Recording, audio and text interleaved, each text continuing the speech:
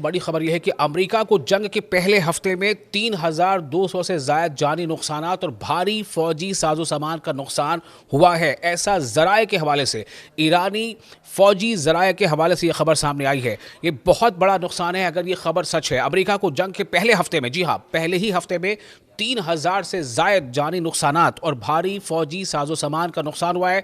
ये ईरान के फौजी ज़राए के हवाले से खबर आ रही है।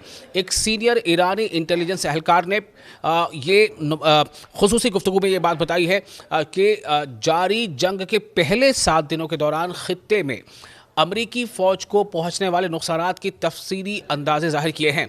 अहलकार के मुताबिक बैरूनी ज़राए ने ईरान को अमरीकी नुकसानात इंसानी और मादी दोनों का जामे जायज़ा फराहम किया, जो 28 फरवरी से ईरानी जवाबी फ़ौजी कार्रवाइयों के नतीजे में हुए हैं।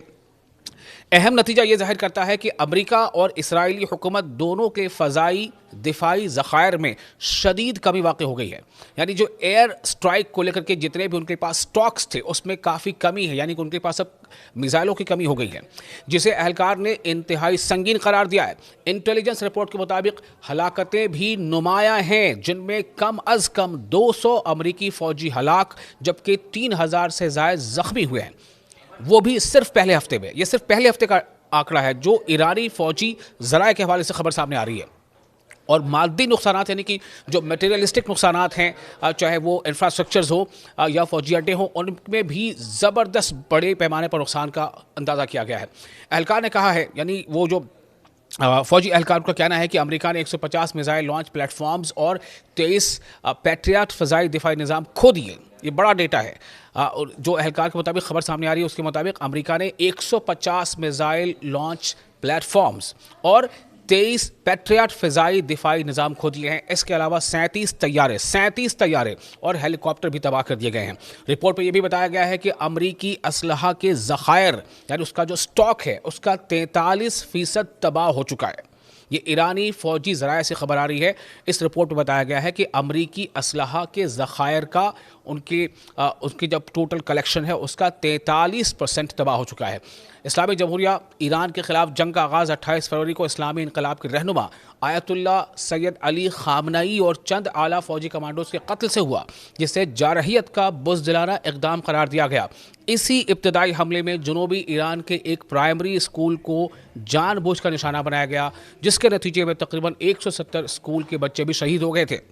जवाबी कार्रवाई में ईरानी मुसल्लह फ़ौज अब तक ऑपरेशन वादे सादिक 4 यानी ऑपरेशन ट्रू प्रॉमिस 4 के तहत 58 हमलों की लहरें जो है वो चला चुकी है, यानी कि बराज ऑफ मिसाइल जो उन्होंने लॉन्च किए हैं, जिनमें मकबूजा इलाकों में इसराइली फ़ौजी मकामात और ख़ित्ते भर में अमरीकी फ़ौजी अड्डों को निशाना बनाया गया है। जबकि अमरीकी और इसराइली हुक्काम ईरानी हमलों से होने वाले नुकसानात की असल नौइयत पर खामोश हैं। जो भी आप कह सकते हो कि जो आज़ाद मीडिया है, फ्री मीडिया और तजियाकार तबाही की लागत का अंदाज़ा 10 अरब डॉलर लगा चुके हैं, यानी कि अमेरिका को बहुत ज़्यादा इसमें माली चोट पहुंची है। ख़ास तौर पर उन्होंने निशानदेही की है कि ईरानी दुरुस्त मिसाइल हमलों में अमरीकी, यानी जो बैलिस्टिक मिसाइल्स हैं उनके हमलों में अमरीकी इसराइली दिफाई निज़ाम, जो उनका डिफेंस सिस्टम है, डिफेंस इंफ्रास्ट्रक्चर है और रडार तकरीबन मुकम्मल तौर पर तबाह हो चुके हैं।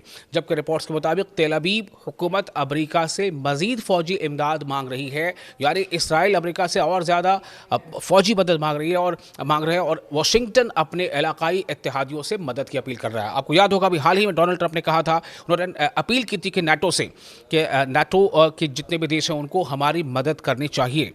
तो एक तरफ से अमेरिका जो नाटो के मुल्कों से मदद मांग रहा है, नाटो के मुल्कों के अलावा भी कई मुल्कों से मदद मांग रहा है हॉर्मुज़ के ताल्लुक से, यहाँ तक उसने चीन से भी अपील की, और वहीं इसराइल जो है वो लगातार अब अमेरिका से मदद मांग रहा है। तो जो ईरानी फ़ौजी ज़राए का कहना है कि ज़बरदस्त नुकसान पहुँचाया गया है अमरीकी और इसराइली तनसीबात को, और जो उनके डिफेंस अटैक, यानी जो एयर स्ट्राइक के जो उनके पास जितने भी असलहा या जितना उनके पास मिसाइल का स्टॉक था उसका तकरीबन 43% तबाह किया जा चुका है। ये ईरानी फ़ौजी ज़राए से ये खबर सामने आ रही है।